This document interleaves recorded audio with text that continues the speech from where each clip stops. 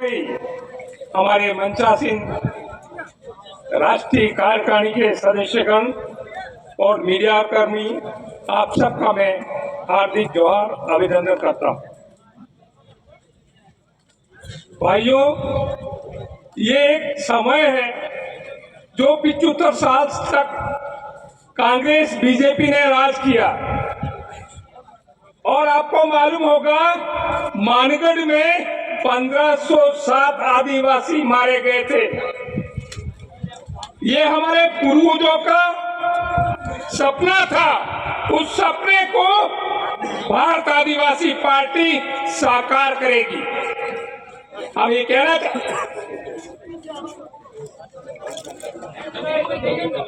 हमारे मंच पर एक छोटी बच्ची है, वो गुम हो गई। इनके माता पिता यहाँ से ले जाए। अंजलि डिंडोर, राजू डिंडोर, इनके पिताजी का नाम है राजू डिंडोर। छोटी बच्ची है अंजलि डिंडोर। गांव का नाम नहीं बता पा रही है, छोटी सी बच्ची है। मंच के पास में आकर ले जाए।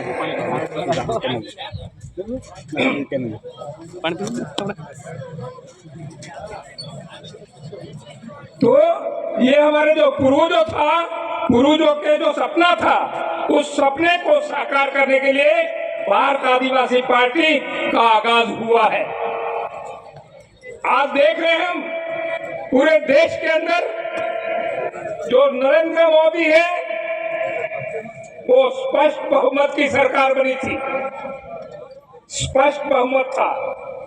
हमें स्पष्ट बहुमत सरकार की वजह से पूरे देश के अंदर कहीं आदिवासियों को अत्याचार हो रहे हैं, कहीं मुस्लिमों पे अत्याचार हो रहे हैं धर्म के नाम से, और कहीं देश के ST SC में छुआछूत के नाम से हो रहे हैं। ये जो अत्याचार हो रहे हैं वो लगातार हो रहे हैं।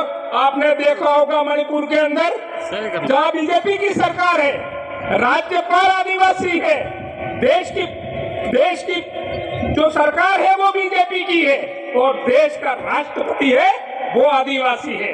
जब आदिवासी होते हुए, राज्यपाल आदिवासी होते हुए, बीजेपी की सरकार होते हुए भी आदिवासियों के साथ में, औरतों के साथ में बलात्कार किया, उनको नंगी करके जुलूस निकाला, कितनी शर्मनाक बात है। ये हम पूरे देश के आदिवासियों की नहीं, पूरे देश के लोगों के लिए शर्मनाक बात है। ऐसी सरकार एक घंटे नहीं रहनी चाहिए निश्चित रूप से। लेकिन राष्ट्रपति जो बनी हुई है वो गुलाम राष्ट्रपति है।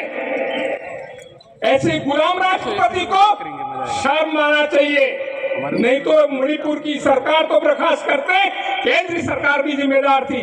लेकिन भाइयों और बहनों, आपने देखा होगा कि डूंगरपुर जिले में आपका आशीर्वाद था और 2 MLA बनाया आपने, और साथ में ही 13 जिला परिषद सदस्य बनाया।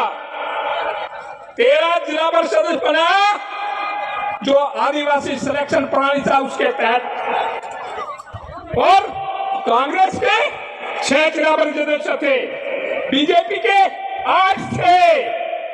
लेकिन 13 की जिला प्रमुख बननी चाहिए थी, लेकिन कांग्रेस और बीजेपी, ये कमल कांग्रेस पेड़ पूज्य, अरे पेड़ पूजी तो पूज्य थोड़ा ताण पर ऊपर सज्जा, अरे केरला आदमी महिला ने वेस्को झगड़ो થઈ પડે, પણ આના જિલ્લા માથે એને ઝઘડો નથી જોઈતો। આ એવી સાઠગાંઠ है, એટલે હું કેવું ચાહું, ये पावर हमारा जिला परिषद आप सबका था कि 13 जिला परिषद सदस्य बना दिए, ने आने पेड़ हुआ। अब आपका फर्ज बनता है राजस्थान में भी बीजेपी और कांग्रेस, गहलोत और वसुंधरा को पेड़ हुआ दो। ये आप करके दिखा सकते हो, आप करके दिखा सकते हो। आपके पास पावर है, आपके पास ताकत है, वो भी ताकत में 17 MLA तो बना दिए। तो राजस्थान में जो सुन रहे हैं, ये जो भारत आदिवासी पार्टी है उसको ज्वाइन करने तैयारी कर रहे हैं।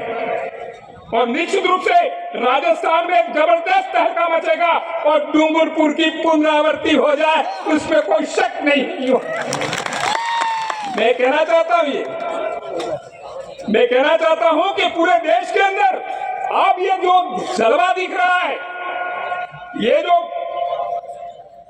भारत आदिवासी पार्टी के आगाज के अवसर पर, उसमें हमारा एसटी, एससी, ओबीसी, माइनॉरिटी, इन सबको एक मंच पे आना होगा।